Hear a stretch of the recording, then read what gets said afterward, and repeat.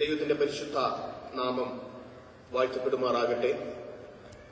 11ാമത് IPC north American family കോൺഫറൻസിൽ നിങ്ങൾക്കൊപ്പമായിരിക്കാനും വിശേഷാൽ ദൈവവചനത്തിന്റെ സാക്ഷിയാകുവാനും എനിക്ക് ദൈവം ഇടയാക്കി തന്ന ഈ സാവകാശത്തെ ഓർത്ത് ഞാൻ ദൈവത്തെ സ്തുതിക്കുന്നു.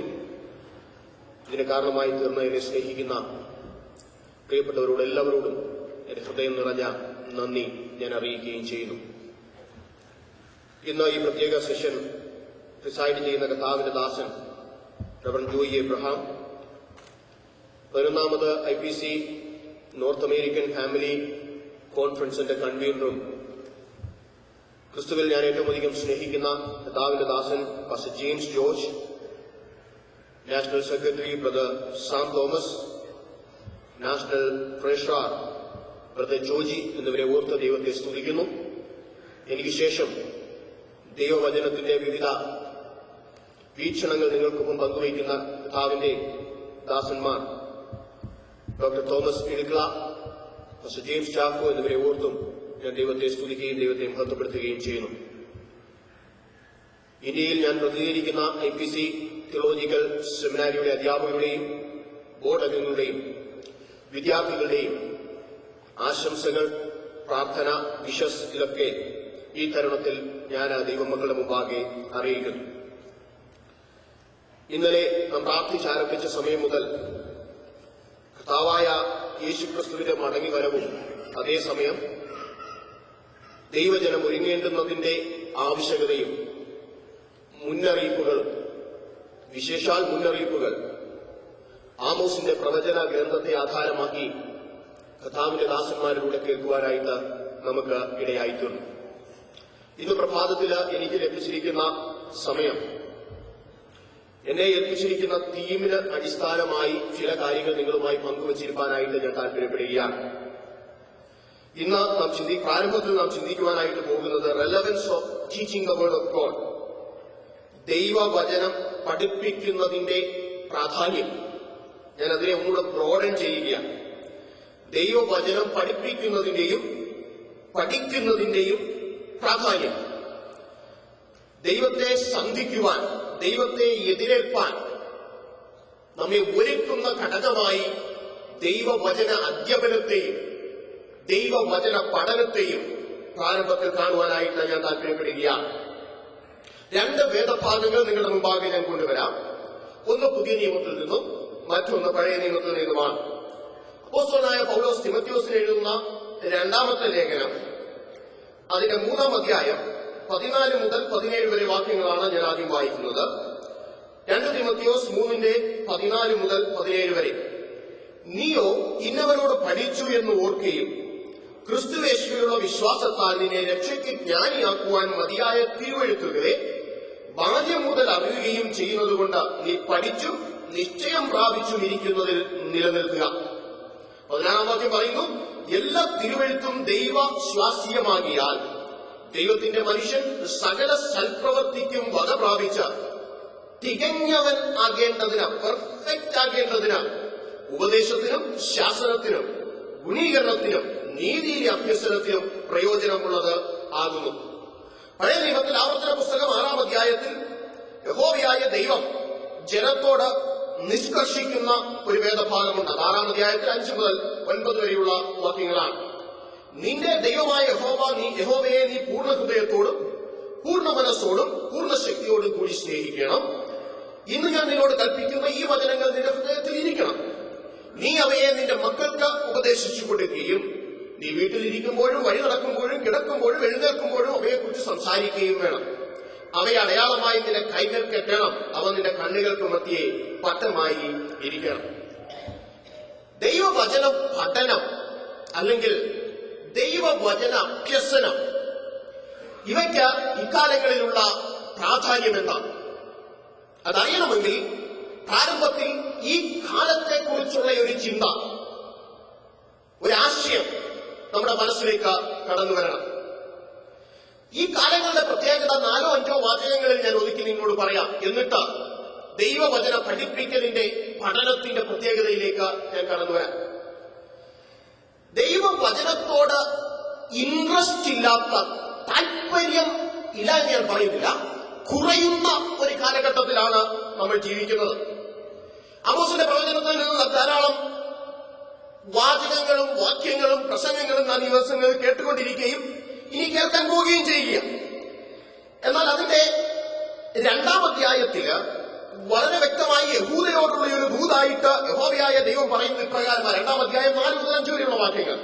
യഹോവ ഇപ്രകാരം അരുളി ചെയ്യുന്നു: യഹൂദയുടെ 3-4 അതിക്രമം നിമിത്തം അവർ യഹോവയുടെ ന്യായപ്രമാണത്തെ നിരസിക്കുകയും അവന്റെ ചട്ടങ്ങളെ പ്രമാണിക്കാതിരിക്കുകയും അവരുടെ പിതാക്കന്മാർ പിന്തുടർന്നു പോന്ന അവരുടെ വ്യാജമൂർത്തികൾ അവരെ തെറ്റി നടക്കുവാൻ ഇടയാക്കുകയും ചെയ്തിരിക്കാൻ തന്നെ ഞാൻ ശിക്ഷ മടക്കിക്കളയുകയില്ല. നോക്കണം, ദൈവത്തിന്റെ ന്യായപ്രമാണത്തെ തിരസ്കരിക്കുന്ന, ദൈവത്തിന്റെ ന്യായപ്രമാണത്തെ റിജക്റ്റ് ചെയ്യുന്ന ഒരു സമൂഹത്തോട് ദൈവത്തിന്റെ ഒരു ന്യായവിധിയുടെ ദൂത് വിളിച്ചു പറയുകയാണ് പ്രവാചകൻ ഇവിടെ: നിങ്ങൾക്ക് ശിക്ഷ വരാതെ ഇരിക്കുകയില്ല. ഇന്ന് പകൽക്കാലം എന്നെ കേൾക്കുന്ന ദൈവത്തിന്റെ ജനമേ, ദൈവത്തിന്റെ വാക്കുകളോട്, ദൈവത്തിന്റെ വചനത്തോട് താല്പര്യം കുറയുന്ന, കുറച്ചുകൂടി എക്സ്ട്രീമിൽ ചെന്നാൽ നിരസിക്കുന്നവർക്ക് ശിക്ഷ വരാതിരിക്കുകയില്ല എന്ന് തന്നെയാണ് ദൈവം പറയുന്നത്. കാരണം ക്രിസ്തീയ ജീവിതത്തിൽ നമ്മുടെ അടിസ്ഥാനമെന്ന് പറയുന്നത് ദൈവത്തിന്റെ വചനമാണെന്ന് വിശ്വസിക്കുന്നവർക്കായി ഞാൻ ദൈവത്തെ സ്തുതിക്കുന്നു.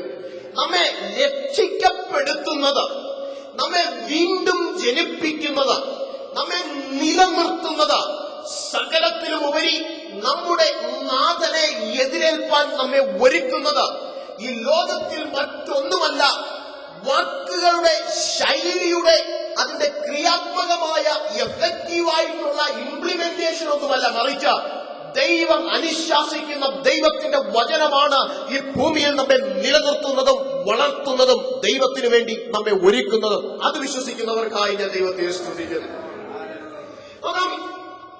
നമുക്കെപ്പോഴും പ്രോമിസസ് ഇഷ്ടമാണ്, ഡിമാൻഡ്സിനോട് വലിയ താല്പര്യ കുറവാണ് നമുക്കുള്ളത്. ദൈവത്തിന്റെ വചനം പ്രോമിസുകളുടെ ഒരു പുസ്തകമാണ്. അതേസമയം തന്നെ ഡിമാൻഡുകൾ ധാരാളം ഉള്ള ഒരു പുസ്തകമാണ് ദൈവത്തിന്റെ വചനം എന്ന് നമുക്ക് കാണുവാനായി കഴിയും. ദൈവത്തിന്റെ വചനത്തോട് ഇക്കാലങ്ങളിൽ ആളുകൾക്ക് താല്പര്യം കുറയുവാനുള്ള ചില കാരണങ്ങളിൽ ഒന്ന് ബൈബിൾ ഡിമാൻഡ്സ്. ദൈവത്തിന്റെ വചനം നാം ചിലത് ചെയ്യുവാൻ ആഗ്രഹിക്കുന്നുണ്ട്. നമുക്ക് കെട്ടപ്പെടുവാൻ ആഗ്രഹമില്ല, നമുക്ക് സ്വാതന്ത്ര്യം വേണം. എന്നാൽ ഒരു ക്രിസ്തുഭക്തനെ സംബന്ധിച്ചിടത്തോളം, ഒരു ദൈവമകനെ സംബന്ധിച്ചിടത്തോളം ക്രിസ്തുവിലും ക്രിസ്തുവിന്റെ വചനത്തിലും സ്വാതന്ത്ര്യം അനുഭവിക്കുവാൻ വിളിക്കപ്പെട്ടവരാണ്. അതിനപ്പുറത്തേക്കൊരു സ്വാതന്ത്ര്യമല്ല. ക്രിസ്തുവിന്റെ വചനത്തിന്റെ ഉള്ളിൽ നാം അനുഭവിക്കുന്ന സ്വാതന്ത്ര്യം, നാം അനുഭവിക്കേണ്ടുന്ന സത്യവും സ്വാതന്ത്ര്യവുമാണ് ദൈവത്തിന്റെ വചനം വിളിച്ചോതുന്നത്. രണ്ടാമത്, ദൈവത്തിന്റെ വചനത്തെ തിരസ്കരിക്കുവാനും താല്പര്യം കുറയുവാനുമുള്ള കാരണം teaching and learning takes time. We are in a fast world, busy world. നാം ഒരു വലിയ വേഗതയിൽ ഓടുന്ന ഒരു ലോകത്ത് ജീവിക്കുന്നവരാ. ഇപ്പോഴത്തെ കൾച്ചർ എന്ന് പറയുന്നത് ന്യൂഡിൽസ് കൾച്ചറാണ്. 2 minutes വേഗത്തിൽ എത്തിപ്പെടേണ്ടുന്ന ഷോർട്ട് കട്ടുകൾ ആളുകൾ നോക്കുന്ന ഒരു കൾച്ചറിൽ ജീവിക്കുന്നത് കൊണ്ടാണ് ദൈവവചനത്തെ ക്രിയാത്മകമായി ദൈവസന്നിധിയിൽ ഇരുന്ന് സമയം കണ്ടെത്തി പഠിക്കുവാനായി നമുക്ക് കഴിയാത്തത്. മൂന്നാമത്തെ കാരണം, ദൈവവചനത്തോട് താല്പര്യം കുറയുവാനുള്ള പ്രധാനപ്പെട്ട കാരണം, we nowadays look for quantity instead of quality. ക്വാളിറ്റിക്ക് വേണ്ടി ഒരു ചിന്തയല്ല, എങ്ങനെയെങ്കിലും ഏത് തലത്തിലെങ്കിലും, ഞാൻ പലപ്പോഴും പ്രസംഗിക്കുമ്പോൾ പറയാറുണ്ട്, we are looking for a China made spirituality. ചൈനയിൽ നിർമ്മിച്ച, ഒരുപക്ഷെ ലേബർ കുറച്ച് നിർമ്മിക്കപ്പെടുന്ന, ക്വാളിറ്റി കുറച്ച് നിർമ്മിക്കപ്പെടുന്ന ഒരു ആത്മീയതയ്ക്ക് വേണ്ടി നമ്മൾ നോക്കുന്നത് കൊണ്ടായിരിക്കാം ഒരുപക്ഷെ ഡിമാൻഡുകളുള്ള ദൈവവചനത്തോടുള്ള നമ്മുടെ താല്പര്യം കുറയുന്നതെന്ന് പറയുന്നത്. ഇന്നത്തെ മാർക്കറ്റിൽ നോക്കിയാൽ ചൈന സാധനങ്ങളാണ് ഏറ്റവും കൂടുതൽ നിൽക്കുന്നത്. കഴിഞ്ഞ ദിവസം ഒരു ബുക്കിൽ ഞാൻ വായിക്കാനായിട്ട് ഇടയായി തീർന്നു. In the beginning God created heavens and the earth. Rest of the things are made in China. ആദ്യം ദൈവം ആകാശവും ഭൂമിയും സൃഷ്ടിച്ചു, ബാക്കിയെല്ലാം നിർമ്മിച്ചത് ചൈനയിലാണെന്നൊരു പുസ്തകത്തിൽ വായിച്ചു. ചൈന മെയ്ഡ് സ്പിരിറ്റ്, ക്വാളിറ്റി ഇല്ലാത്ത ആത്മീയതയ്ക്ക് വേണ്ടിയുള്ള ഒരു താല്പര്യം, പേരിന് വേണ്ടി, പെരുമയ്ക്ക് വേണ്ടി പുറം ചാടകൾ അണിയുന്ന പുറംചട്ടയണിയുന്ന, മാസ്ക് ധരിക്കുന്ന ഒരു ക്രിസ്തീയ ജീവിതം മതിയെന്നുള്ള ചിന്ത മനുഷ്യന്റെ ഹൃദയത്തെ ഗ്രസിച്ചിരിക്കുന്നത് കൊണ്ടാണ് ദൈവവചനത്തോടുള്ള താല്പര്യം കുറയുന്നത്. മറ്റൊരു അപകടം, എക്സ്പീരിയൻസ് അബൌട്ട് ദ വേർഡ്. മനുഷ്യന്റെ വ്യക്തിപരമായ അനുഭവങ്ങളെ ദൈവവചനത്തിന് മുകളിൽ നിർത്തുകയും കാണുകയും ചെയ്യുന്നത് കൊണ്ട് ദൈവവചനത്തോടുള്ള താല്പര്യം കുറയുന്നു. നമുക്ക് ജീവിതത്തിൽ ദൈവം തന്ന അനുഭവങ്ങളുണ്ട്. അവ ദൈവവചനത്തിന്റെ മുകളിലല്ല, മറിച്ച് ദൈവവചനത്തിലൂടെ നമ്മുടെ അനുഭവങ്ങളെ കാണുവാൻ നമുക്ക് കഴിയണം. ഈ പ്രവാചകൻ പറയുന്ന മറ്റൊരു അപകടം കൂടെ പറഞ്ഞിട്ട് ഞാൻ എന്റെ വിഷയത്തിലേക്ക് കടന്നു വരാം. Commercialisation of ministry. പ്രവചനം 3-ാം അധ്യായം 11-ാം വാക്യത്തിൽ പറയുന്നു, പണത്തിനു വേണ്ടി ഉപദേശിക്കുന്ന പുരോഹിതന്മാർ കാലങ്ങളിൽ ഉപദേശം പണത്തിന് വിൽക്കുന്ന, കൊമേഴ്സ്യലൈസ് ചെയ്യുന്ന, വാണിജ്യവൽക്കരിക്കപ്പെട്ടു പോകുന്ന ശുശ്രൂഷയെ, പഠിപ്പിക്കലിനെ, ദൈവവചന പഠനത്തെയും പഠിപ്പിക്കലിനെയും പ്രവാചകൻ വിളിച്ചു കാണിക്കുന്നുണ്ട്. അപ്പോൾ ഇങ്ങനെയൊരു പശ്ചാത്തലത്തിലാണ് ദൈവത്തിന്റെ വചനത്തിന്റെ പഠനം അല്ലെങ്കിൽ പഠിപ്പിക്കൽ, അതിന്റെ അനിവാര്യതയും അതിന്റെ പ്രാധാന്യതയും ദൈവത്തിന്റെ സഭ മനസ്സിലാക്കേണ്ടുന്നത്. 3 പ്രത്യേക വാക്കുകളിൽ ദൈവവചനത്തിന്റെ പഠനത്തിന്റെ അനിവാര്യതയെ, റെലവൻസിനെ, ഇമ്പോർട്ടൻസിനെ നിങ്ങളുടെ മുൻപാകെ ഞാൻ വരച്ചു കാട്ടാം.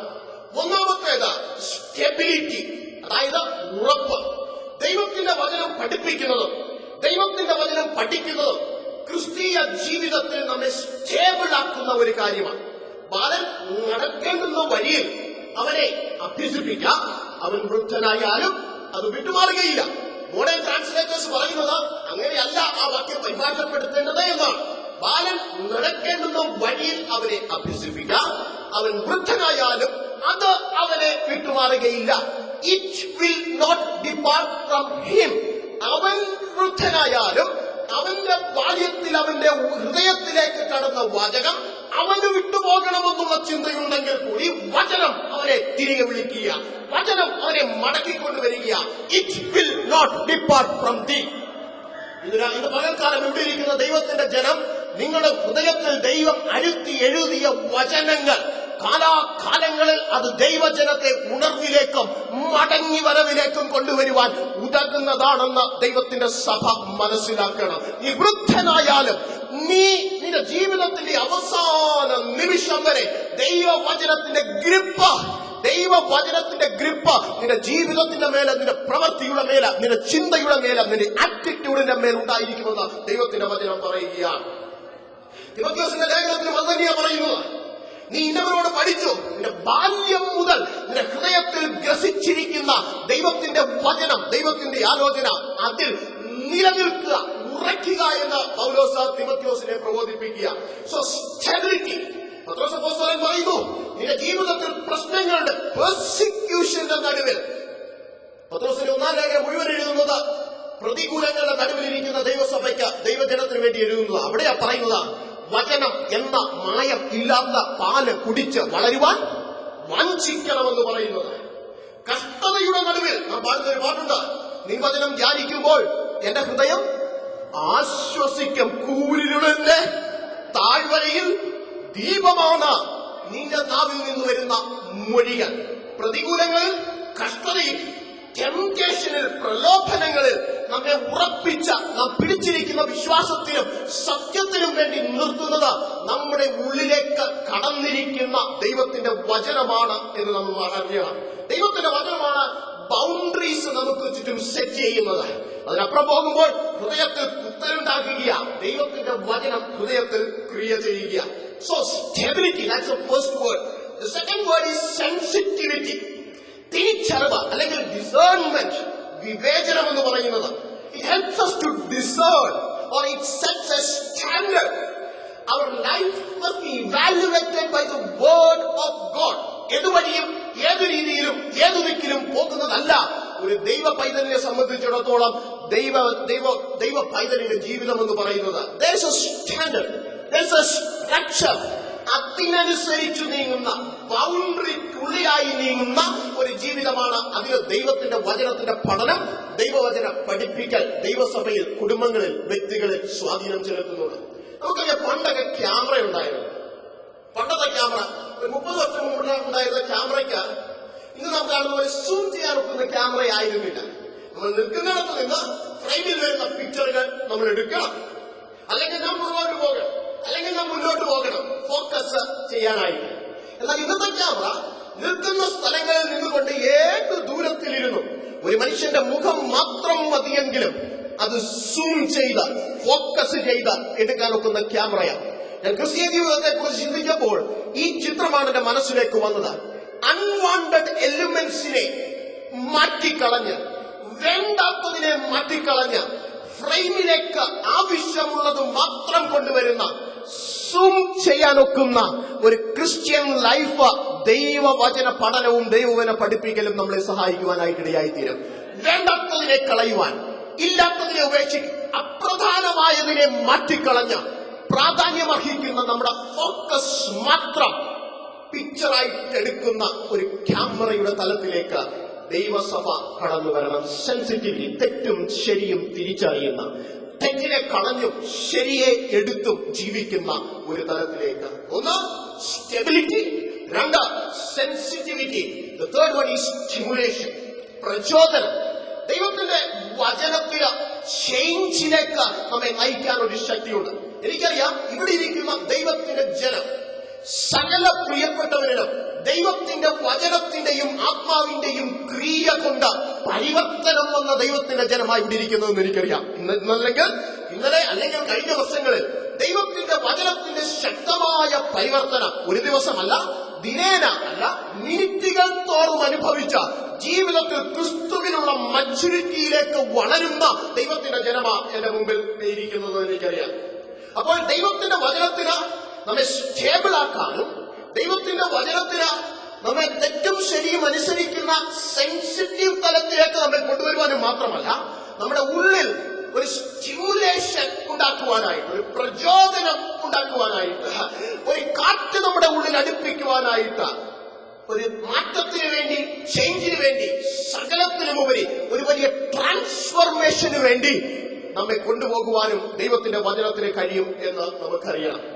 ദൈവത്തിന്റെ വചനം പഠിപ്പിക്കുന്നതും ദൈവത്തിന്റെ വചനം പഠിക്കുന്നതും നമ്മുടെ ബിലീഫ് സിസ്റ്റത്തെ, നമ്മുടെ കോഗ്നിറ്റീവ് ഏരിയയെ, നമ്മുടെ ബുദ്ധിയെ മാത്രമല്ല, മറിച്ച് നമ്മുടെ ആറ്റിറ്റ്യൂഡ് ആൻഡ് ബിഹേവിയർ. ദൈവത്തിന്റെ വചനം നമ്മുടെ മനസ്സിൽ കയറുമ്പോൾ അത് മനസ്സിലൂടെ കടന്ന്, നമ്മുടെ മനോഭാവങ്ങളിലൂടെ കടന്ന് നമ്മുടെ പ്രവൃത്തിയിലേക്ക് വരണം. അതൊരു തോട് പോലെയാണ്, അതൊരു ആറ് പോലെയാണ്. ദൈവത്തിന്റെ വചനം നിന്റെ ബുദ്ധിയിൽ അവസാനിച്ചാൽ അത് ട്രാൻസ്ഫർമേഷനിലേക്ക് നിന്നെ നയിക്കുകയില്ല.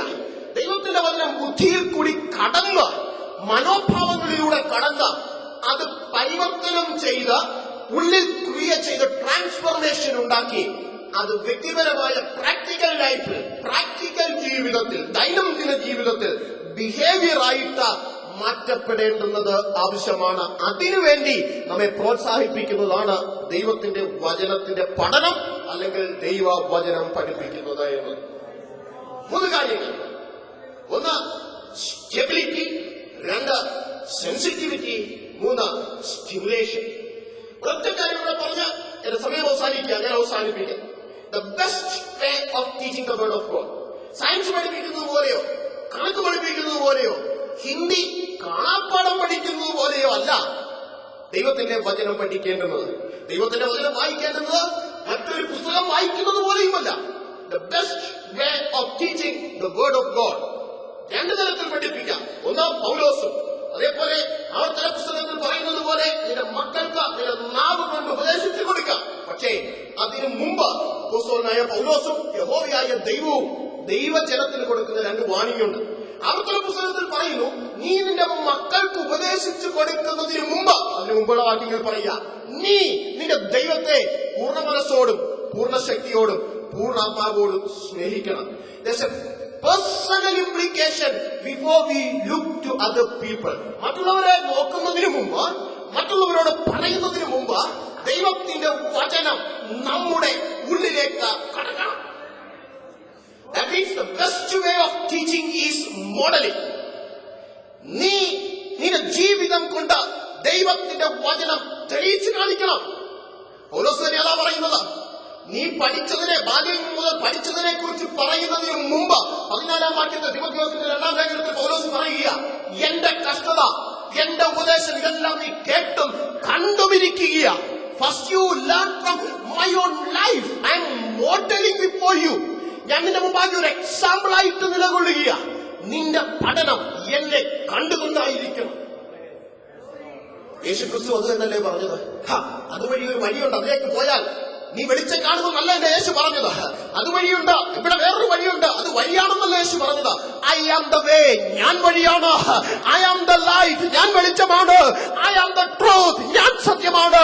അവിടെ ഒരു സത്യവും ഇവിടെ ഒരു സത്യവും എന്നല്ല എന്റെ യേശു പറഞ്ഞത്, മറിച്ച് I am the way, I am the light, I am the truth. ദൈവസഭയെ ഇന്ന് പ്രഭാതത്തിൽ ഞാൻ പ്രബോധിപ്പിക്കുന്നത് ഇതാ: be a model, people will learn from you. നമ്മുടെ ജീവിതത്തില് 99% നമ്മൾ പഠിച്ചത് പുസ്തകങ്ങളിൽ നിന്നോ ക്ലാസ് റൂമുകളിൽ നിന്നോ അല്ല. ഒരു വ്യക്തിയെ കാണുമ്പോൾ പ്രൈസലോട് പറയാൻ പഠിച്ചത് സൺഡേ സ്കൂളിലല്ല. അത് നമ്മളങ്ങ് പഠിച്ചതാ, കണ്ടുപഠിച്ചതാ, ആളുകളെ കണ്ടുപഠിച്ചതാ. നാം നമ്മുടെ ജീവിതത്തിൽ പഠിച്ച 99% കാര്യങ്ങളും we learn from people, we learn from personalities. ഒരു ക്രിസ്ത്യാനിയായി, ഒരു ദൈവമകനായി, ഒരു ദൈവമകളായി നിങ്ങളെ കാണുമ്പോൾ people must learn from you and me. നിന്നിൽ നിന്നും എന്നിൽ നിന്നും ഒരു വാക്കുപോലും പറഞ്ഞില്ലെങ്കിലും ഒരു വായിൽ നിന്ന് ഒരു ഫിലോസഫിയും ഒരു തത്വശാസ്ത്രവും യാതൊന്നും പുറത്തു വന്നില്ലെങ്കിലും they must see you and learn. നിന്നെ കണ്ട ദൈവത്തിന്റെ ജനം പഠിക്കണം.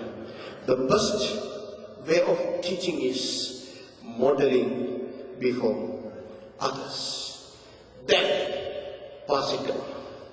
ആദ്യം മോഡൽ ചെയ്യും, ആദ്യം first be an example, then pass it on to others.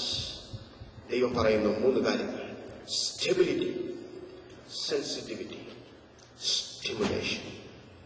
ദൈവസഭയിൽ ഒന്നും നോക്കാനായിട്ട് കഴിയുമോ? ദൈവമേ, ദൈവവചനം പഠിക്കുന്നതും പഠിപ്പിക്കുന്നതിന്റെയും പ്രാധാന്യം ഞാൻ ഇന്ന് പകൽക്കാലം മനസ്സിലാക്കി. ഞാനൊരു ടീച്ചറാണ്. Let me be a model before others. ആമോസിന്റെ പ്രവചനം പറയുന്നു, ദൈവകൽപ്പനയെ, ദൈവവചനത്തെ തിരസ്കരിക്കുന്ന, റിജക്റ്റ് ചെയ്യുന്ന ഒരു സമൂഹത്തിന്റെ നടുവിൽ ദൈവത്തിന്റെ വചനം കേൾക്കാനുള്ള വലിയ ദാഹവും, അപ്പത്തിനായിട്ടുള്ള വിശപ്പല്ല, വെള്ളത്തിനായിട്ടുള്ള ദാഹമല്ല, ദൈവത്തിന്റെ ആലോചന കേൾക്കാൻ അത് ജീവിതത്തിലൂടെ മോഡൽ ചെയ്ത് to pass it on to the next generation, അടുത്ത തലമുറയ്ക്ക് നമ്മുടെ നാവിലൂടെ മാത്രമല്ല നമ്മുടെ ജീവിതത്തിലൂടെ പാസ് ചെയ്ത് കൊടുക്കത്തക്ക നിലയിൽ നോർത്ത് അമേരിക്കയിലുള്ള ദൈവജനത്തെ, ഈ ലോകത്തിലുള്ള സകല ക്രിസ്ത്യാനികളെയും ക്രിസ്തു അനുഭാവികളെയും സർവകൃപാലുവായ ദൈവം സഹായിക്കട്ടെ. അതിനൊരു പ്രാർത്ഥന നമ്മുടെ ഉള്ളിൽ ഇന്ന് പകൽക്കാലം ഉയരുന്നുണ്ടെങ്കിൽ തീർച്ചയായും നമ്മുടെ ആഗ്രഹത്തെ ദൈവം കേൾക്കും. ദൈവം നമ്മെ അനുഗ്രഹിക്കും.